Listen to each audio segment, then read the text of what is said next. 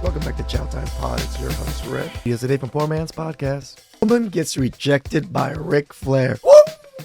Please extra them below. I really appreciate that. Let's get that chow. Time. Oh my god, look, it's Ric Flair. I don't even know who this man is, but I guess we're going to take a picture because he's famous.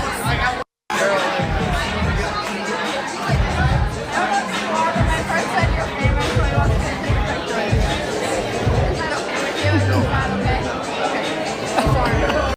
Yeah.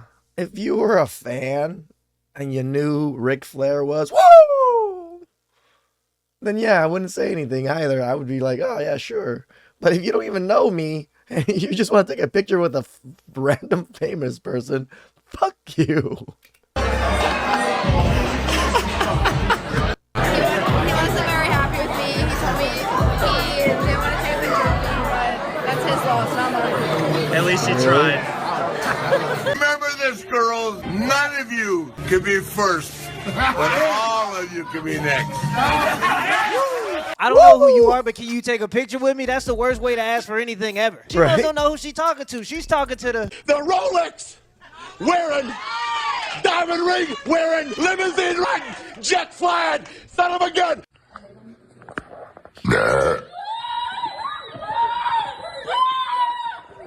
What is going on? Is this serious? What the fuck? And then some ladies will say they'd rather be in the woods with the bear. You don't even want to be in a room with a spider. If women like the bears so much, why are they always in the nightclubs with the men instead of in the woods with the bears? That's suspicious. That's weird. So what's yours? I would say over 100. Over 100. Come here. What are you doing? You got 100 bodies? No, I never said that. He got 100 bodies? That's what he just told me. 100? I never said that. Get your hand off of me. How many bodies you got?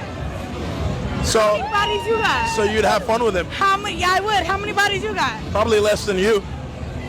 How you know that? I'm a married woman. A pot smoking slut. Where's your husband? At home with my kids. Okay. At home with my kids. So he doesn't care about the fact that you have a girls' night? No, he doesn't care. And the fact that you were just upon another random man? Sometimes tortas are a little bit much. Too much carbs. Gotta stay away, guys. Stay away from them. I mean, he probably would not like that part. It's okay. But he knows what he got, and he knows that I'm a badass. He knows that you're coming home to him. Do a 360. I don't know who these niggas are, but you fine as fuck. You might get to a nigga tonight. Oh. And then the sisterhood comes in and tells the torta, yeah, fine as fuck. Oh. Yes, sir. What if that was your wife? I'll be very disappointed. Me personally, I wouldn't take this level of disrespect.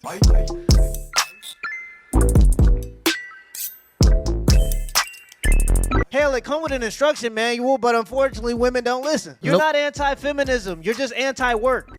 I dined and dashed on a Hinge date, and let me tell you why. So on a first date with someone online, I'm thinking something casual, right? Something easy, nothing crazy, right? This woman comes back with, I want hibachi. And I was like, hibachi? Hibachi.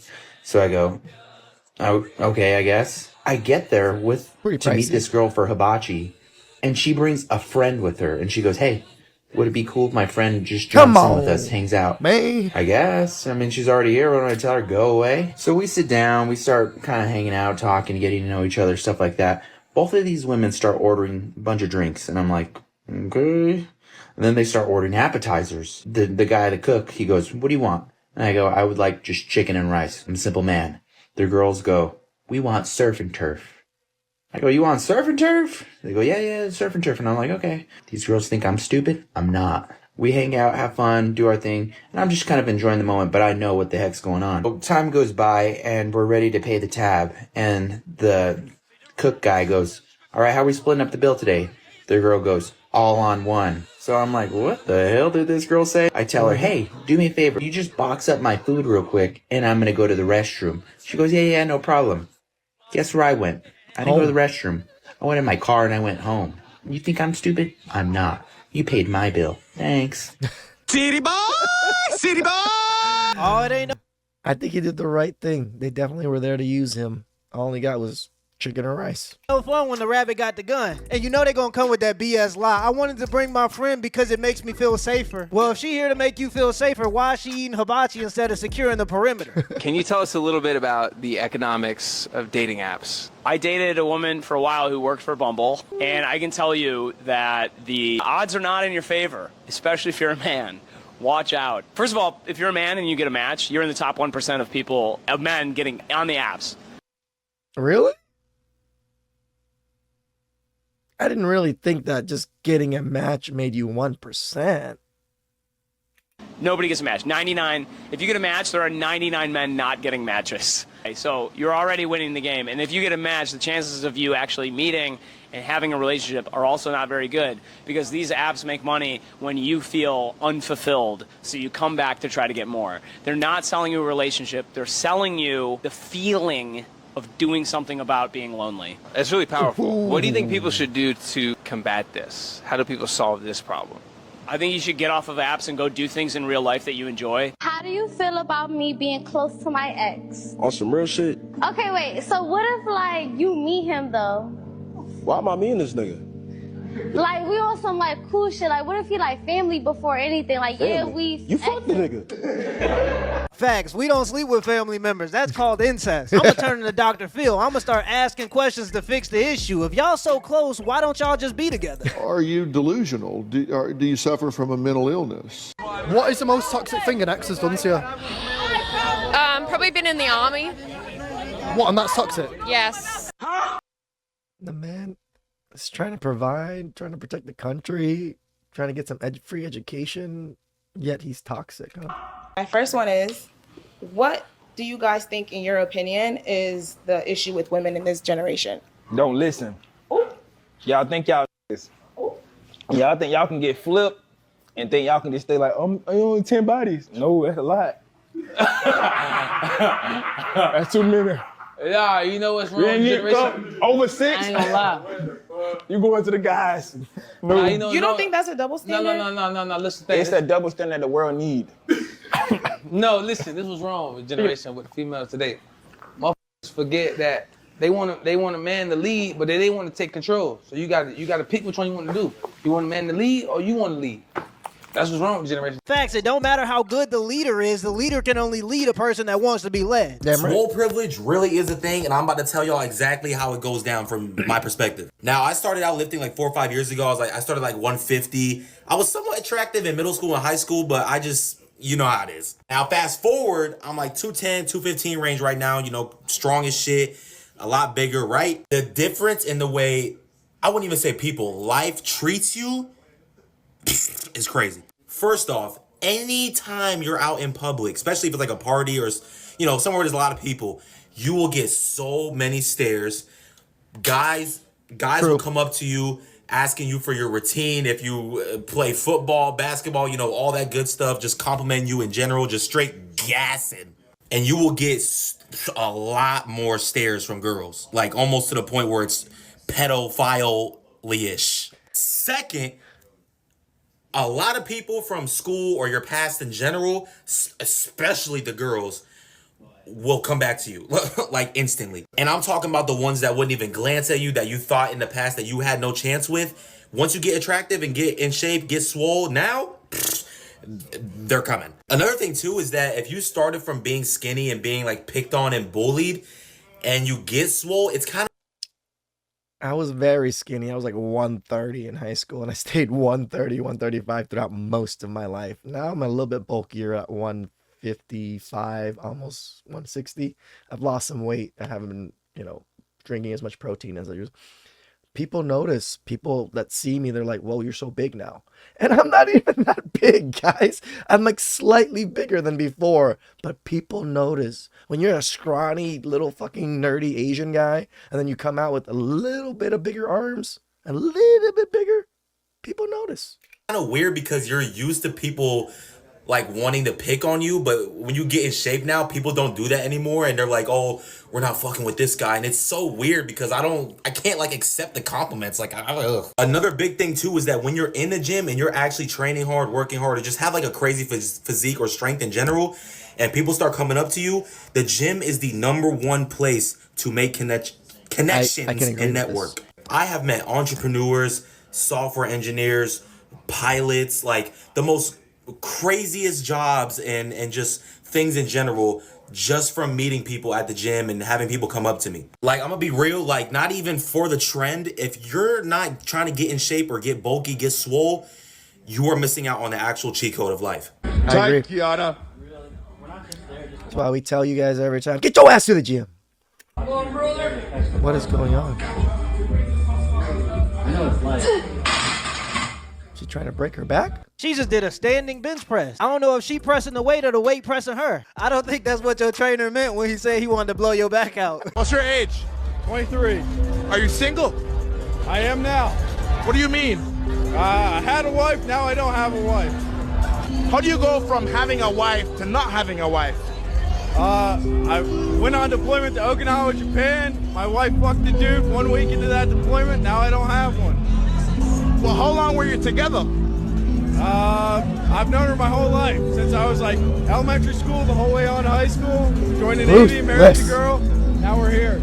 Single. I'm sorry to hear that, bro. It is what it is. But what do you think led her to cheating? These hoes ain't loyal. Did she beg for you back? She did, yeah. What'd you tell her? I said, you gotta be out by December. She was out by December. That was it. How much did you spend on the ring for her? My man. $6,000. $6,000. $6,000. And you thought you were getting... Yeah, no quality there. Yep. So could you see yourself getting married again? Probably not. These girls now don't tell the truth about nothing. Just do your thing, get what you want, and go. See, this is a side that I don't even want to tell you guys that because I'm not a big fan of you guys being promiscuous yourselves. But I also don't have better advice for you on that side too. Yeah, just, I guess, use these women, but don't be going out there slinging dick like fucking some Billy the Kid or something. Oh.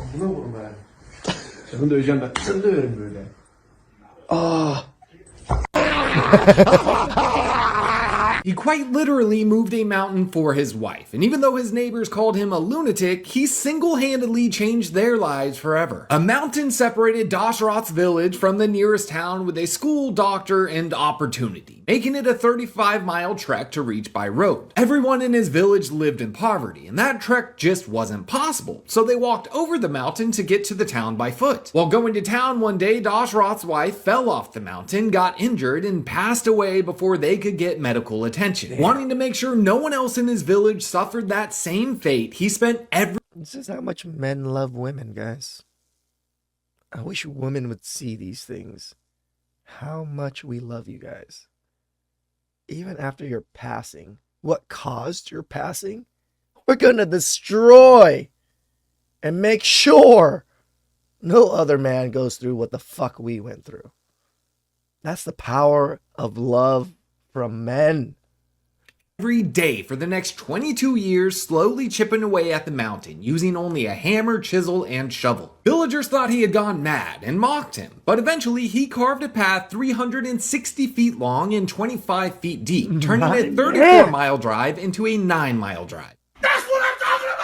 That man literally moved mountains for his wife. And that's why I say having money doesn't necessarily mean that a man is a good man. There are multi-millionaires that have done nothing for their community. And this dude, all he needed was a shovel and some willpower. There should be at least a small statue of that man carved into the side of that passage. Damn right. Someone posted divorce rates, right?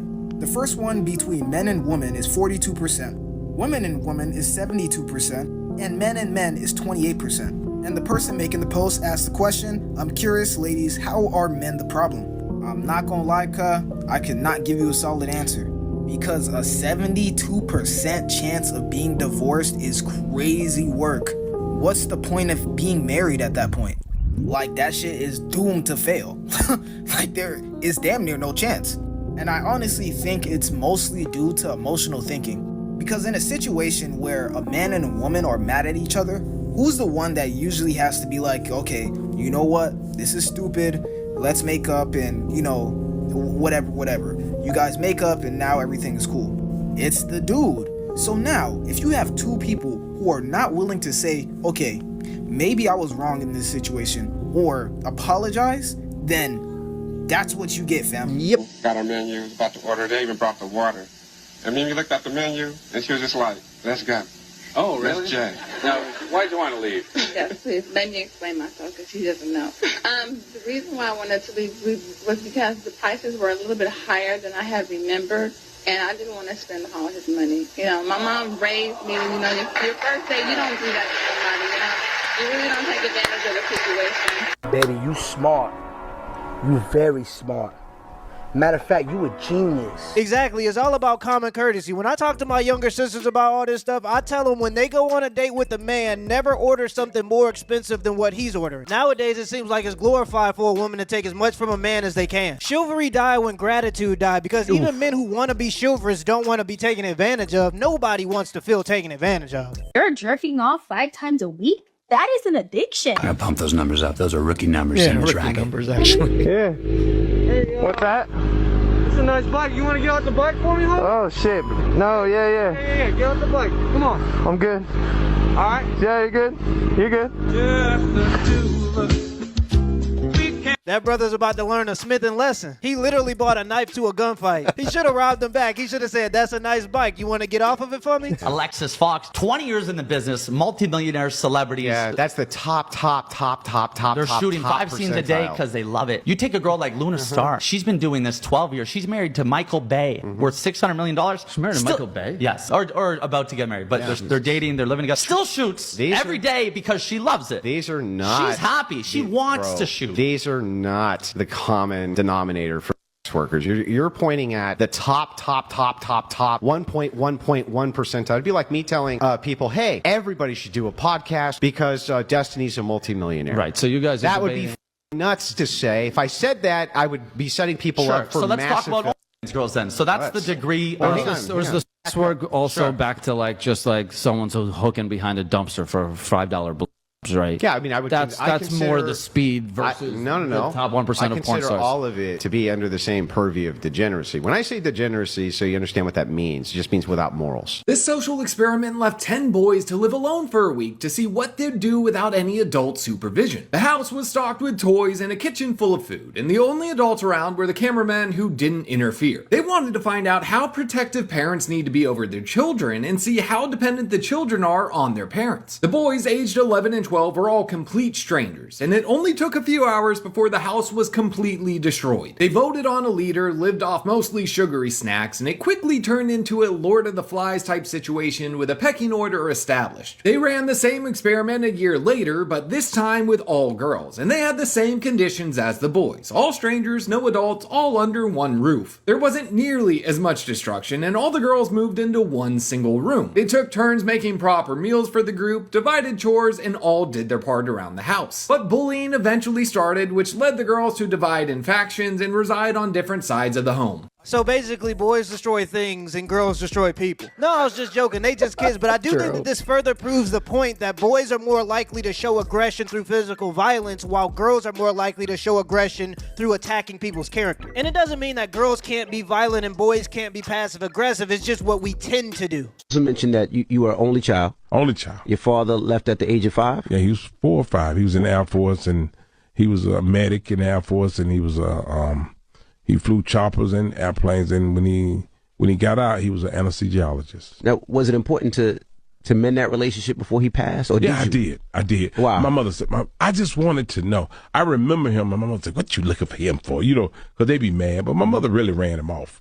You know what I mean? She was just, she ran him off, and she was a monster, man. You know what I'm saying? Did your dad say that? Oh, no, I just saw it. I saw it. You know what I'm saying? I'm like, man, this dude is cool. He was really cool, you know.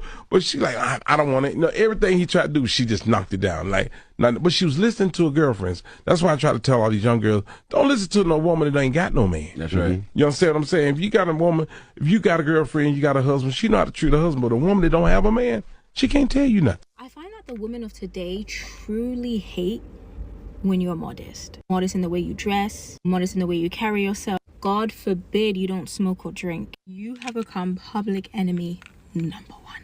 Against other women, yes. I don't think men treat you that way, though.